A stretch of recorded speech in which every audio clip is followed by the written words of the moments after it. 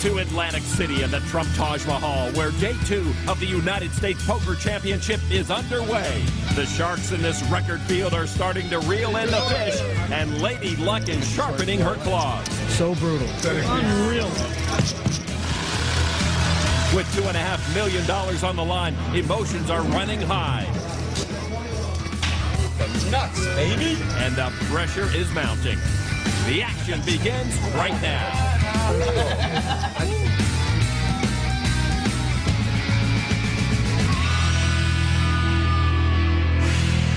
Action continues here on day 2 from the Trump Taj Mahal and the 2006 United States Poker Championship.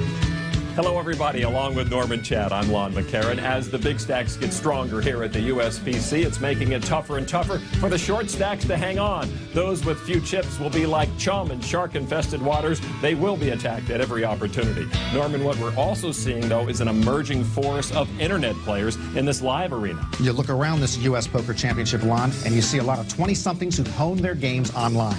Now, internet players have lousy social skills. They make me look like Gloria Vanderbilt, but boy, oh boy, do they have card skills. They're young, they're feisty, and they're everywhere. Daryl Dickin, Devin Miller, Jordan Morgan, Alex Jacob, Eric Crane, Adam Levy, and a dozen others who wouldn't think twice about rolling me in the parking lot. More and more, it is becoming new school versus old school at these poker tournaments. Right now, let's meet a few of the players who will be at our feature table. Ralph Pecorelli from Head of the Harbor, New York. I'm Julian Studley. I'm from New York City. Kevin Mason, Boston, Massachusetts. As we get to action at the Taj Arena table, the overall tournament leader is Jordan Morgan with over 120,000 chips. The leader at this table is Doran Malinowski with almost 47,000. In second place is Ralph Pecorelli, last year's runner-up, and there is Ralph in the blue Italian jacket. I talked about the online onslaught here, but not at this arena table. You're looking at an eclectic and motley cross-section of this great poker nation. From Quebec, Canada, that is Marcel Bedard. He's going to raise it up to 1,700 with Jack 8 suited. Well, Canada's not from this nation. Ralph Pecorelli with pocket 5s. Ralph finished second at the USPC last year. What a great run he and his buddy James Caporuscio had. And Ralph will make the call with that small pair. The rest of the table folds, so it will be Bedard and Pecorelli going to the flop. Pretty much a coin flip. Pecorelli's small pocket pair against the 2 overcards. The flop is 3-7-4. Pecorelli's 5s are still good, plus he picks up a straight draw. Bedard completely missing the flop. And so he'll bet. He bluffs 2,500 and a raise from Ralph. 7,000. Wow, up to 7,000. This is the Ralph Pecorelli we remember, casually aggressive. And now Bedard really just has 2 choices. Release your hand immediately, or you can wait 3 or 4 seconds. Our French-Canadian friend will release it slowly, but release it he does. So a good start for Ralph Pecorelli, but not so for A.K. Barta, who also sat at last year's final table. My money with the best. Barta's King 5 is up against Dan Shack's 6-3, but Shack flopped a straight and is in command. The board comes up short for Barta. Shack wins the hand. Barta has been eliminated. So A.K. Barta will fall far short of his 7th place finish of a year ago. Yeah, I think I was the pussycat today. I had to really pussyfoot around because I just didn't have the chips to really play with. Today, there was no way to be creative, and that's how it goes. And we move out to our feature table in the Taj Poker Room, and there is Paul Wasika, the runner-up at the 2006 World Series main event. Also here is Jordan Morgan, currently with about 120,000 chips, and the man they call Gigabet, Daryl Dickin. Did I tell you a stripper stole my watch? I hate when that happens. Someone stole your watch? A stripper. Yeah, I know that story. Trust me, if you tip a stripper 15%, they don't take your watch. Frank Pergola and Nick Neergarth go into the flop. It's 10-9-3. Both pair their 10. Pergola has the better kicker, and he checks. Neergarth, the 21-year-old from Wisconsin, he's a kid with a dream. That's 1,500. Pergola is a commodities clerk from New Jersey. Raise 5. He's going to raise it to 5,000. Make it 5,000. Put pressure on the kid. Well, Neergarth does have pretty good kicker, top pair, and he'll make the call. Got to wear the fake ones when you go out with strippers. Yeah, I guess. You know, that did happen to me once, Lon. So I just stole the stripper's clothes. Bang! She was out of business. 6 on the turn is no help to Neergarth, and he needs it. That's a nice watch, too. Gigabet learning that when you go from the online world to the real world, you need a safety deposit box. Pergola comes out with 10,000. He's got the best hand. So 5,400 more. Neergarth moves all in. Actually, in my experience, poker players and strippers are the last 2 honorable professions in this Don't country. have much. Pergola makes the call and shows the better hand. Neergarth is stunned. He thought he had it. Well, Neergarth, with what appears to be a costly misstep with his top pair, only a jack now will keep him alive at the USPC. River card is a deuce, and Pergola wins the hand. Neergarth is gone. He was a kid with a dream. He'll have to dream about next year. Oh my God, I'm saying all this on TV. Not candid camera, Gigabet. I hope my mom doesn't watch this. Hey, Mrs. Dickin, your son's on TV.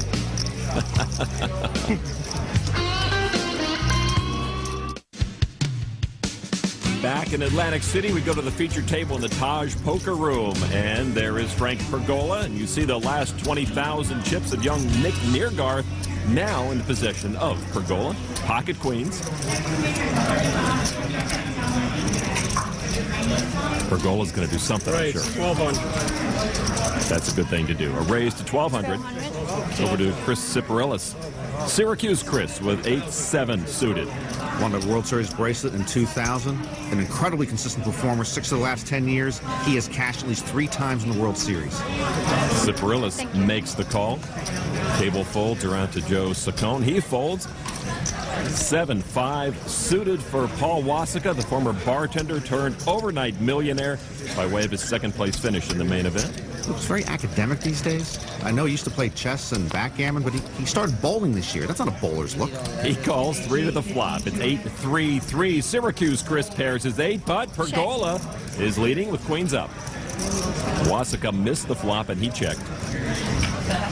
4,000. Frank Pergola is going to bet 4,000. Pergola knows one speed, full steam ahead, and he's on the right course. Syracuse Chris makes the call.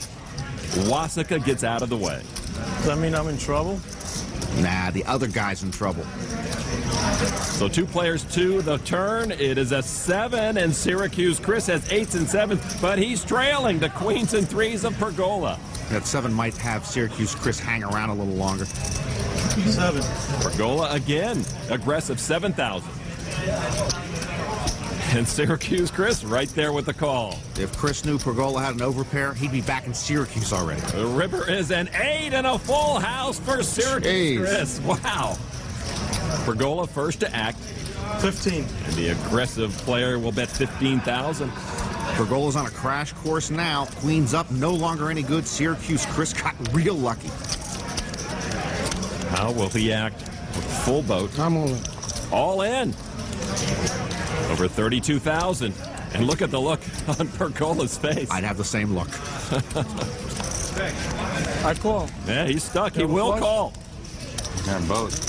It's kind of both. And lose. You lean in and look at that again, Frank. My goodness. What a tough beat. I didn't put him on a 3. Pergola had to lead all the way to the river before Syracuse Chris hit the 8 and got the full house. You have 4 outs. Well, how many outs do you need in this game to win the hand? 1. Everything is 50-50. That's creative math on Syracuse Chris's part. It was 93-7 against him winning that hand going into the river. What a blow to Pergola. He went from 58,000 down to 14,000 on life support. That is Tony Cousineau from Daytona Beach, Florida, a constant presence in the payout line at the World Series of Poker. Amazingly, since 1999, every year he has cashed at least twice in the World Series. He limped in with a suited 10-8. Action over to Jordan Morgan with a suited ace-queen. He's going to raise it up to 1,600. Suddenly mute Daryl Dickin folds. Action folds to Wasika. I don't believe that's Wasika. I mean, I think he's incognito or something. It doesn't look like him. Frank Pergola decides to shy away from any action. 16 total? Yes. Cousineau makes the call. By the way, both these guys still have their watches. See, they're smart. Cousineau checks dark.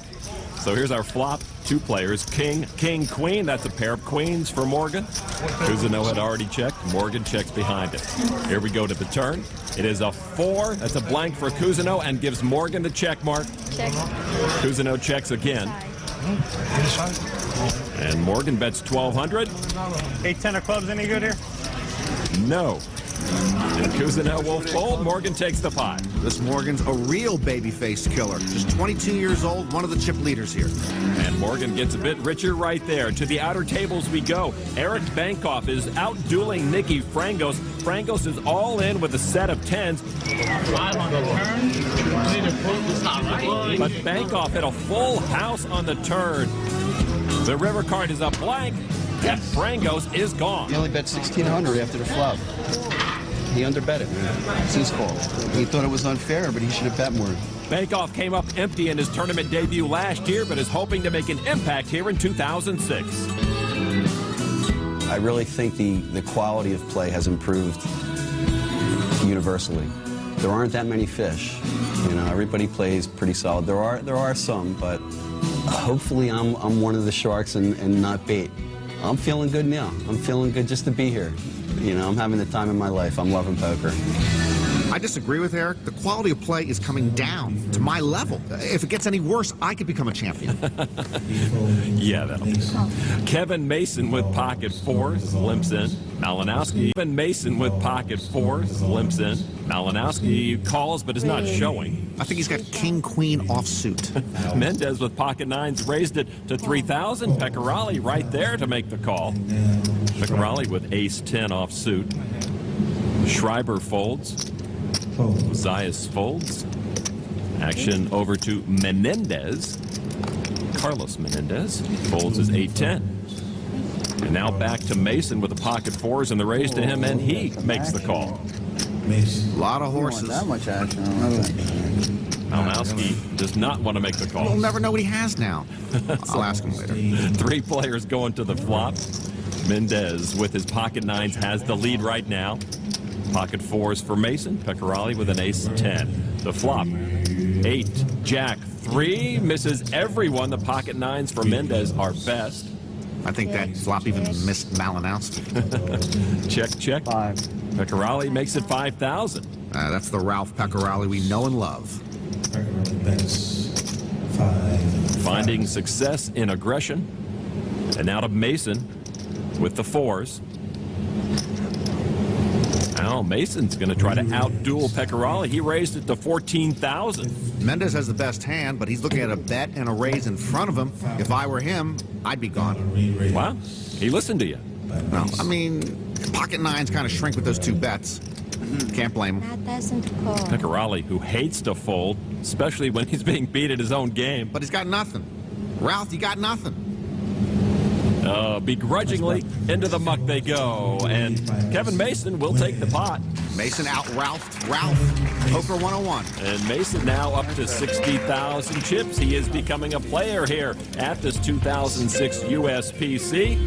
But for Nicky Frangos, it's wait till next year, walking off the frustration after a bad beat. Welcome back to Atlantic City. You know, poker and business have a lot in common, and who knows better than our host? Here is another installment of our Trump Power Tips. It's a lot easier to stay in your comfort zone, but sometimes in life you have to take risks. And it's when you take those risks and they work, that's called the big payday. Well, Jamie Gold got that big payday down. $12 million minus legal costs. That man right there in the black shirt, Doron Malinowski, is the chip leader at this table with over 53,000. He's going to raise it up with pocket aces to 2,000. And now ace-king for Tom Schreiber. This could be fun. Schreiber, a 56-year-old restaurant owner from Connecticut, made a final table at the World Series in 2006. He is one of the short stacks at this table. I'm all in. And he moves all of his chips in. And Malinowski calls. So this is our degree all-in moment. Malinowski's pocket aces versus Schreiber's ace-king. Lon, I'm putting my money where my mouth is. I pledge to never go all-in pre-flop with ace-king ever. All right, I'll take that under I consideration. mean, most of the time you're going to be in a coin flip situation. Who wants their fate decided by a coin flip? Malinowski, the big favorite now. And now the flop. With Schreiber all in, the flop is queen. Oh, my Chad. Schreiber flops Broadway, Chad. Okay, I might have to reconsider my position on ace-king. That's incredible. Now the turn card is a king, and they both have a straight. So as it turns out, both players earned the degree check mark with that split pot. Well, they'll be taking back all their money. It's a chopped pot. Wow, and another straight on the river. That hand was meant to be split. So we do have a chopped pot. Poor Schreiber doesn't know how to feel, Norman. He went from, oh, I'm out of here, to I'm going to win this thing, to chopped pot. And for Malinowski, they say with pocket aces, you either win a small pot or lose a big pot, and occasionally you split a pot. The Degree All-In moment is brought to you by Degree. Protects men who take risks. After all of that, Norman, we're back to where we started. Each made 100. All right, shuffle up and deal. So Malinowski remains the chip leader at this table. Menendez and Schreiber still the short stacks with a lot of work to do. And there is Carlos Menendez in the gray T-shirt. He will not play this hand. Lon, this arena room is really dark. I mean, if you're wearing sunglasses in here, it's like putting on a blindfold and sticking your head into a cave. Kevin Mason with ace-5 will raise it up. Kevin likes to raise 1,600. He can't see his cards, so he just keeps raising. Take a breath after that flop, huh? Tom Schreiber, after that last hand, would probably like to sit one out, but he's got pocket nines. You see everything. Really? He got lucky. He seems to want to play them. Well, why not? And he'll make the call, 1,200 more. Well, he went all in with ace-king, and he doesn't go all in with pocket nines. I can't figure it out. So 2 to the flop. It is king, king, 9, and a full house for Schreiber. He must phone ahead for these flops. And quietly he checks. Got 3,000. And it's 3,000 from Mason. Well, he picked a good spot to be aggressive earlier against Pecorali. This is not a good spot to be aggressive. I'm all in. Schreiber moves all in again. And quickly, Mason folds. Just trying to buy it. He got caught. 2 for 2 on all-ins for Schreiber on back-to-back hands. Pretty good poker player for a restaurant owner. He's got about $500,000 in career earnings. They call him Mr. Big. Well, the rest of this table might consider renaming him Mr. Flop. Well, both Schreiber and Mason cashed at the 2005 World Series main event. Mason earning over $24,000 for that effort. All right, let's get back to action here at the USPC, the arena featured table. Our defending champion, James Caparuccio, has already been eliminated, so we will have a new champion, maybe one of these 9 gentlemen. Marcel Bedard with Queen 8 of clubs. He will limp in, call the big blind of 500. Thinking about that hand? Yeah. Action over to Augustine Mendez. Ace-6 offsuit, he calls. That's a big raise. 25. Raise to 2,500. Ralph Pecorali loves to raise. With the ace, he'll make it 2,500. Schreiber kicked ace-jack. He should have played his rush and seen a 3rd straight flop. That was surprising. You have ace-king or you have jacks? Now action back to Bedard with the raise to him. He will make the call. Mendez gets rid of his ace-6. And so 2 players will go to the flop, Pecorali and Bedard. Pretty much a coin flip. And the flop is 10, 3, 9. Pecorali pairs his 10. Check. Bedard checks. And 5,000 from Pecorali. Pecorali, as you may recall, is a real estate attorney, and I forgive him for that. I'm all in. All in. An all-in and a call. Call. Bedard, the shorter of the 2 stacks, at risk. You know where I stand on going all in on a draw line. Why? I mean, Bedard's got a gut shot, plus he just has 1 overcard to the board. It's not exactly the Taj Mahal of hands. But if he wants to dress that way, that's fine, but why play this hand that way? So Pecorali in good shape to knock off Marcel Bedard. That's balls. It's balls. It's balls you too. I re-raised you. It was balls. Once I re-raised you, and I cannot fold after that. Turn card is a king, offers no help to Bedard. I disagree with Bedard. He could have folded. Oh, I don't like my hand now. And now for Bedard, he needs a jack for a straight or a queen, or he's gone. River card is a 6, and Bedard is gone. Ralph Pecorali will take the pot and eliminate Bedard in the process. Remember, Pecorali and James Caparuccio brought several of their home game comrades here this year. 3 of them are still alive in the USPC, including Ralph. So Ralph Pecorali pads his chip stack with all the remaining chips of Bedard, pushing him over the 50,000 chip mark as he seeks a return appearance to the United States Poker Championship final table. Welcome back to Atlantic City. We pick up action at the featured table in the Taj Poker Room, and Dan Shack there on the right has joined this table. Dan from Bryn Mawr, Pennsylvania, brings his 44,000 chips over to this very competitive table. As an ace-6 for Joe Saccone, they go into the muck. Suited jack for Wassaka. That is allegedly Paul Wassaka. Trust me. You're not convinced, huh? Raise. Next in line is Frank Pergola, who announces raise with his king-jack of hearts. His chip stack has shrunk to just about 12,000. He'll raise it to 1,500. Over to Syracuse Chris. No thanks. How much is it? 15. That is Daryl Gigabet Dickin with King 10.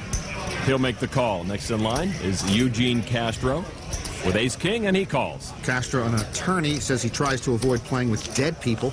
I guess they're hard to read. 3 players to the flop. Jack 3 ace. Castro keeps the lead with a pair of aces. Pergola pairs his jack.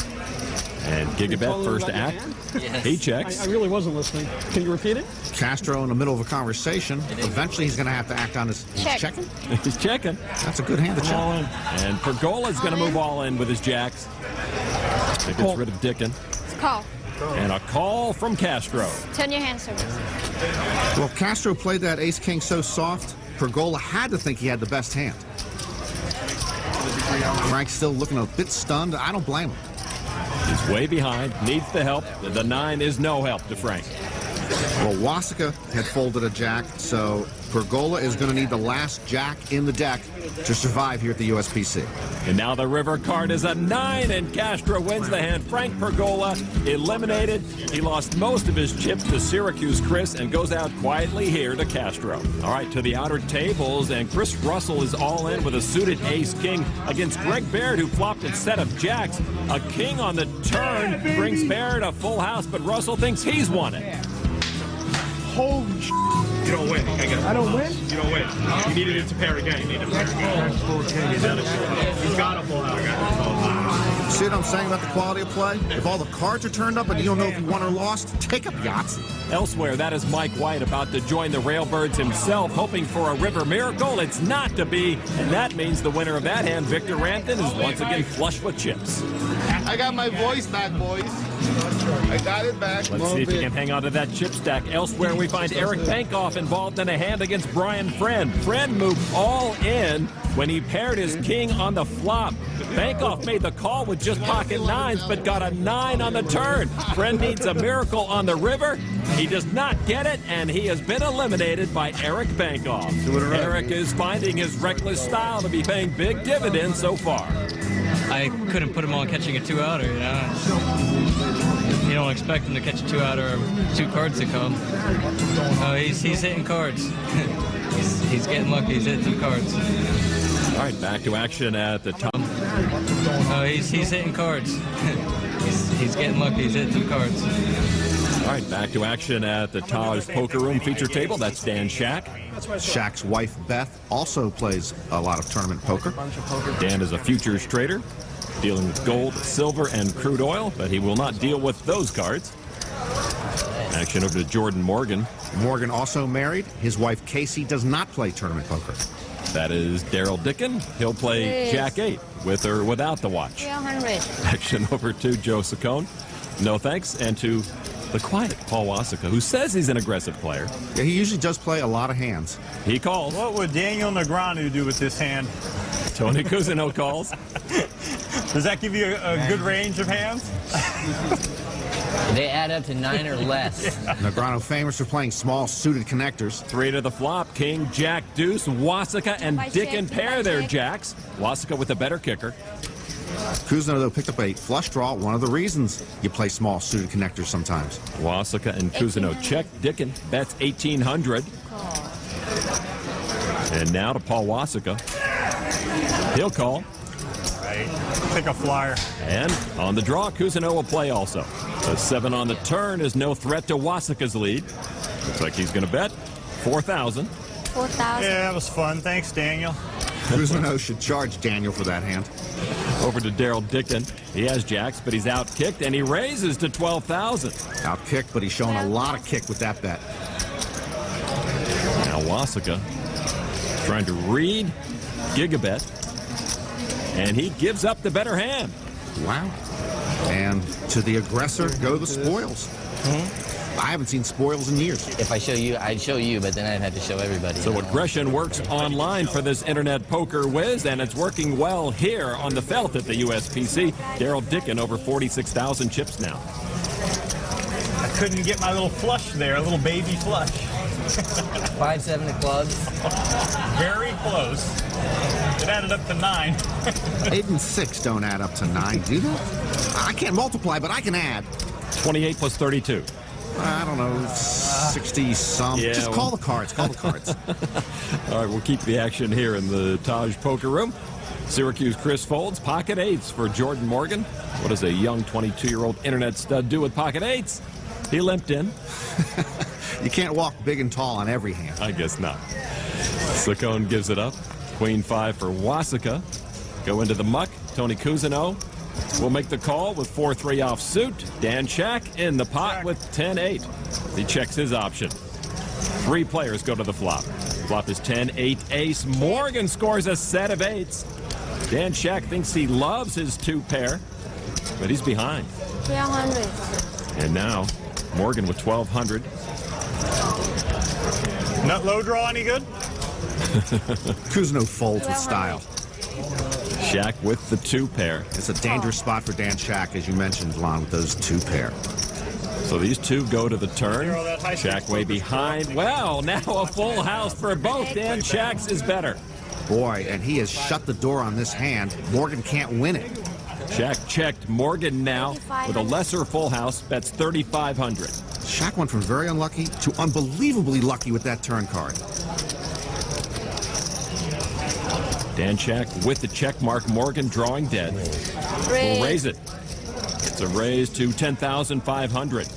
He doesn't wait. He decides to check raise right here. Morgan came in with over 128,000 chips, so plenty to splash around with, but this is dangerous. A re-raise from him to 26,005. And I don't know how Morgan gets away from this hand. I'm all in. He moves. 16,000 more. All in. I call. Yeah, he's got a call. And he'll see that Dan Shack is doubled up through him. The hand is over. Morgan drawing dead, as we said. The cooler of the decade. It's a long decade, but Cousineau might be right. It's certainly the cooler of the hour. Found it out for him. Shack confirming with Tony Cousineau that indeed the hand is over. It's a meaningless 7 on the river. But for Jordan Morgan, the one-time front runner takes a huge hit to his chip stack. I don't think Morgan could have gone away from that hand in a million years. But, you know, Shack's a tight player. Coming over the top of him twice, that was bad news. So Shack, Syracuse Chris, and Morgan now all running neck and neck and neck for the chip lead at this table. Glad I didn't raise the flop. If I'm Jordan Morgan, after that hand, I would simply divorce my wife immediately. You got to figure she's bad luck. For Dan Shack, that's a big step forward. Sorry. Back in Atlantic City in the USPC, it seemed to be moving day everywhere you look, from the outer tables to the arena to the Taj Poker Room. Big stacks are being built while players keep going bust. Tony Cousineau had a great streak ended in 2006. 6 straight years he had made a World Series final table. And when you're playing with a field of all Ace-4 of clubs for Dan Shack. Dan Shack flush with new chips, a lot of chips. Is our chip leader at this table. He's going to raise it up to 1,200. I bet 160. Shack usually pretty selective in his starting hands. Wants to start using some of his chips. Eugene Castro trying to fold out of turn. But Gigabet will fold, and so too now will Castro. Paul Wassaka in the big blind. 1,200. A suited ace-7. He folds too. That's pretty tight, Lon. Wassaka might want to hire someone to start folding cards for him. And Shack quietly takes the pot. Things aren't so quiet at the outer table. I got 2 fishes on my left. I mean, real fishes, raw fishes, man. I can't find a hand to beat them. Horrible players, man. They call every raise I make. They don't know I have aces sometimes. You know, Victor, I heard that professionals really don't need cards to beat fish. I'm not a professional. I mean, that's what I heard. That's what I heard. Am I wrong? Well, it looks like Victor Ramden has found his voice again. Now that's Victor and Abe Karotke engaging themselves in a little verbal sparring. But let's get back to our feature table at the Taj Arena. Queen Deuce for Kevin Mason go into the muck. This table, Lon, actually is as quiet as a fish tank. Yeah, it sure is. Malinaski will fold. Mendez will raise it up to 2,000 with Queen Jack. But, you know, come to think of it, inside an actual fish tank, there might be a lot of noise. We just can't hear it. Good point. Why don't you go check that out?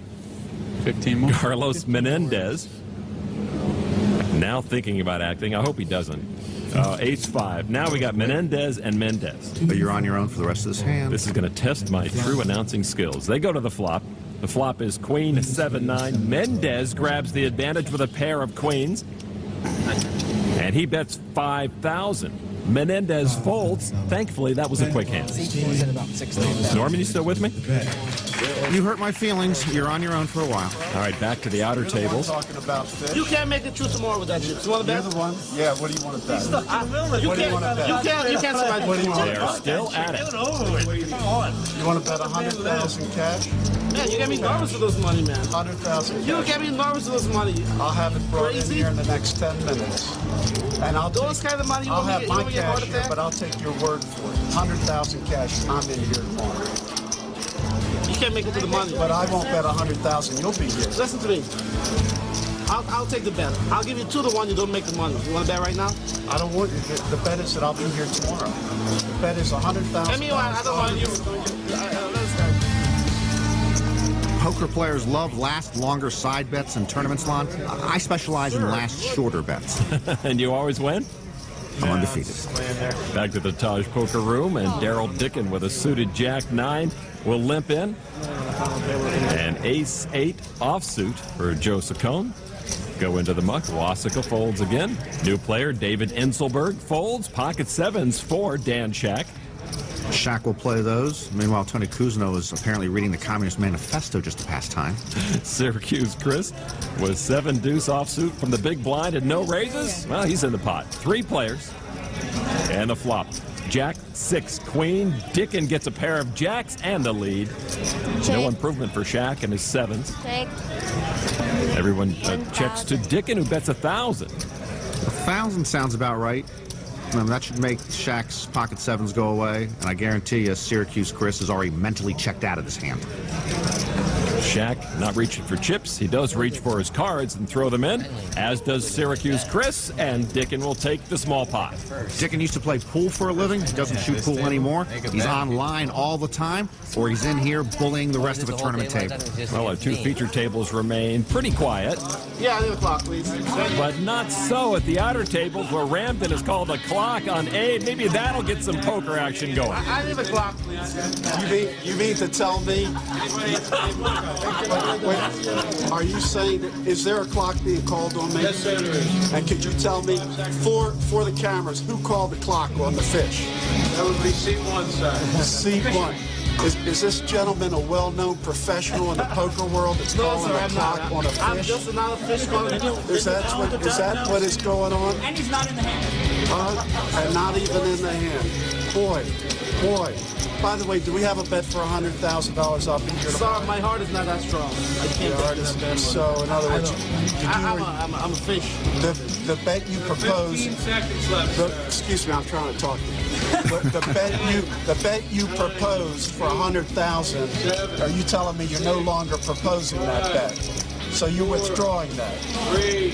Is that what you're telling me? 1. Is that? What? Victor's note to self. Well, let me keep these chips up. Largemouth bass have a lot of fight in them. Welcome back to the United States Poker Championship, where the overall tournament chip leader at the moment is Eric Bankoff. We get back to action here at the Taj Arena featured table. I love being in Atlantic City, Lon, because it has more cigars per capita than anywhere in the nation. Anywhere along the boardwalk, you always see a guy named Lou or Irv smoking a cigar. Kevin Mason raised it up to 1,600 with Ace-4 offsuit. Action on Duran Malinaski. King Jack. He looks like paint. Oh, I thought he was ready to go, and he left us. Absolutely. Folds around to Tom Schreiber. 4-3 off suit from the big blind. Schreiber hasn't played many hands today. I'm surprised he's even contemplating here. Yeah, it's going to be another 1100. And from the big blind, he's asking how much to call. It would be 1100. Ooh, one brown, one peach. That's a call. And we saw Paul Wasika play ace-7 suited heads up back in the poker room. Schreiber wants to play this. Heads up. Heads up to the flop. It is 9-9 king. Nobody pairs up, so Mason's ace keeps him in the lead. Check. And nobody wanted to bet that one. So you check it to the turn. It's a 4. That hits both players. Mason's top kicker retains the lead. Schreiber, though, puts out a bet. He's a pretty tight player. And Mason says, I want no part of you. 2,100 is good enough for Schreiber to take down that pot from Kevin Mason. It's that aggressor spoils thing again. Take note. All right, let's move to the outer tables where we find a subdued and short stack Jamie Gold. The current world champion has moved all in. Gold almost out of chips, and it looks like he's almost out of talk, but showing some signs of hope by opening up a new bottle of water. Well, the board is rainbow with a jack high. A couple of players to act behind it. Leading with Ray Lynn to take him out. Ray Lynn will make the call. Now action at the table moves around to J.J. Liu. Nope, she's not going to do it. Good. Jamie flips over his cards and sees he's drawing dead, and the world champion is gone. Is that I can't believe it's not butter tin? Jamie Gold is gone. Today I just had a terrible run, and in the end, I didn't need to stick around. You know, it's a good tournament. It's a good structure. It's somewhat similar to the World Series. So I think you know, the great players will have a really good shot. It was good to have the world champion here. He did talk the talk, but now he'll have to walk out of here on day 2. Back into the Taj Poker Room and our featured table, and that man in the middle is Paul Wasika, who has now outlasted the man who beat him at the World Series main event. Heads up. A pocket queen should jumpstart Paul Wasika here. And they are good for a raise up to 1,200 from Wasika. Dan Chack will fold. Syracuse Chris with pocket 7s. Syracuse Chris used to be a chef and a soccer player. He has over 90,000 chips. What do you got there? You got less than 20 there? About 20 exactly. Ooh, you have enough for me to call. Daryl Dickens says, I'll call. Call suited connectors. Next in line is Eugene Castro, our New Jersey attorney, and with pocket deuces, he calls. They appear to be in pain. They were only pocket deuces. Joe Saccone now will make the call with King Jack. And once again, a big family goes to the flop. Paul Wasika in the lead with pocket queens. Now here's our flop. It is Jack 7-5. Syracuse Chris comes up big with a set of 7s. Castro checks. Saccone checks also. That is a betting flop for Paul Wasika because everything on that board is an undercard to his queens. And Wasika does bet it. Makes it 3,000. And Syracuse Chris, that's a bigger betting hand. A raise to 8,000. Dickin folded. Castro's going to look at those deuces one more time. Mock 'em. Thank you. And now Joe Saccone. Saccone has top pair. Syracuse Chris luxuriating in the catbird seat right now. Come on, wasn't Saccone the guy last year who wore his jacket hung on his shoulders like a cape? Yeah, Joe's the guy. You know, I got to apologize to him. I see people doing that all over Southern California. He had it right. Right now he's got a difficult decision, I got to say this. He does have top pair with a good kicker, a bet and a raise in front of him. Wow, he mucks them. Makes a good decision. Now to Paul Wasika. This is going to be even tougher for Paul. Pocket queens. Yeah, the thing is, Lon, that Wasika's played it very close to the vest today. Syracuse Chris knows that, and Wasika knows that Syracuse Chris knows that. So Wasika knows that Syracuse Chris can only come over the top of Wasika with a big hand. Does that make any sense to you, Lon? I took notes. I'll look at them later. Anyway, for Wasika, to me, really, right here, this is a situation where he either gets all his chips in or he gets out of dodge. Paul Wasika with a very difficult decision, but he makes the right one by laying down the queens. Wow. An impressive laydown, but Wasika does need to start winning some pots. Syracuse Chris had Wasika on the hook, but Wasika wiggled off, and the chip leader at this table just got a little bit stronger. Welcome back to the 2006 USPC. There is the chip stack of unheralded Texan David Baker, who's hoping this tournament will elevate him to poker stardom.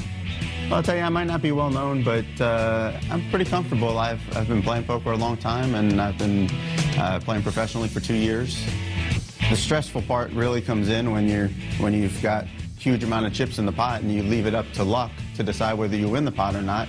I try to keep the pot small until I know that I'm going to win the pot, and then I try to get the most chips in. I've been playing a lot of tournaments the last year, and I haven't managed to hit the big one yet, but I think I've been knocking on the door enough that maybe this will be it, maybe not. We'll see. Baker is still challenging Eric Bankoff for the overall tournament lead right now. Here at the arena featured table, Pecorali and Mendez to the flop. Pecorali with ace-10 versus the jack-9. The flop is 4-10-8. Pecorali leads with a pair of tens, and Mendez moves all in with some great draws. It would cost Pecorali over 15,000 chips to call. I got top pair with an ace kicker. Now, this is going to be a tough one for Ralph to figure out. Mendez plays pretty solid. And as for Mendez, you know I don't like going all in on a draw, but this is the Taj Mahal of draws. Flush draw, up and down straight draw, and an overcard to the board. Ralph looks like he wants to give him up because you don't show your cards if you're going to play. Still have jacks, queens. You definitely don't have the set. You might still have just 2 diamonds. 15-3. What's in the pot?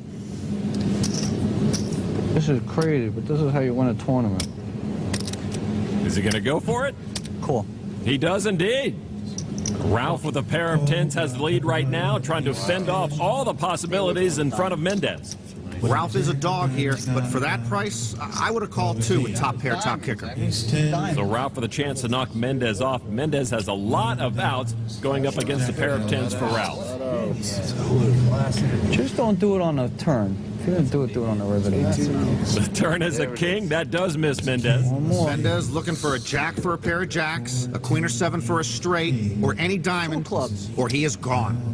The river card is a jack. Mendez hit it on the river. Who needs the draw? He got the overcard. So Mendez does double up through Ralph Pecorali. And Augustine Mendez with a muted celebration. For Ralph Pecorali, he claims that jacks are his favorite cards. Well, they turned on him right there. He made the difficult call. No, I didn't think you'd get a jack of all the cards. But can't finish the job. The 2005 USPC runner-up takes a backward step here this year. All right, action continuing here at the 2006 United States Poker Championship. Still looking for a new winner as our defending champion James Caparuccio has been eliminated. I think one of these 3 will be the new winner. You think? Yeah, like these guys have a chance. Pocket 6s for Tom Schreiber go into the muck. Next to act is Daryl Ozias. Ozias with pocket aces raises it to 1,500. Menendez folds. Vince Procopio squeezes King Jack. Very playable.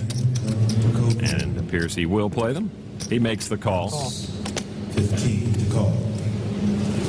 6,000. Action folds around to Malinaski. He says raise it up. He's got pocket queens, makes it 6,000 to go. That's music to Ozias' ears.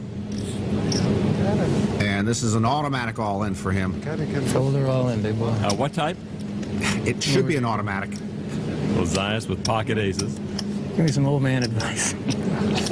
Talking to Julian Studley, who is not an old man. Julian is only 79 years of age. You're entitled to say whatever you want to say. I don't know what is delaying Ozias' all in. Now he moves all in. Over 14,000 chips from Ozias.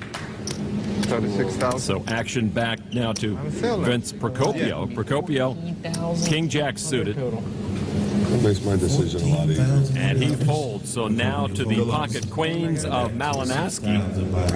And Malinaski wastes little time making the call with his pocket queens, but he will find out soon enough that his queens are in trouble against the aces of Daryl Ozias. But it will be Ozias who is at risk as the shorter stack. And he does so. Can we see the cards? What you got, big guy? How good is it? This is just preposterous. Ozias asks with pocket aces to the other guy, how good is it? That's unnecessary. Just turn over your pocket aces. I'm not happy, Lon. I'm not happy at all. They are actually almost physically dueling, Norman. All right, the cards are up. Luck. I'll be leaving, guys. And now he's bemoaning his luck. He has pocket aces. Ozias is all in. All right, now we get to see the flop. Jack, 7, 5, all clubs. The aces are still good, plus he added the nut flush draw. Clubs, ace of hearts. So Ozias in better shape now. Turn is Look at the double up. Turn is a 2 of spades. No worries there for Ozias. Now he looks like he has some worries. Look, like a rule full, I know I'm going to get beat on the river. Malinowski can only beat him on the river and send him home with a queen. And the river is And it's a 4, and Ozias' aces do stand up through the river. And he'll double up through Doran Malinowski. One for the old guys. Boy, for pocket aces, that seemed like quite an ordeal. But those aces come just in the nick of time for Ozias, who was getting a bit short stack, now over 31,000. To the outer tables, and we're looking again at Eric Bankoff. He has called the all-in of Charlie Minter, who had ace-king. Bankoff with pocket tens. The flop was 7, deuce-queen. Bankoff still in the lead. The turn is a jack, and it's a meaningless 7 on the river, and Minter is gone. And with that elimination, it will close our coverage of this portion of day 2 here at the USPC. The chip leader at the start of the day, Jordan Morgan, is having a bit of a rocky ride right now, having slipped down to 86,200. In second place overall is David Baker, and everyone is chasing the chip leader, Eric Bankoff, who's having the day of his life. I'm looking for Groundhog Day. I want every day to be this day. For Norman Chat, I'm Lon McCarran. So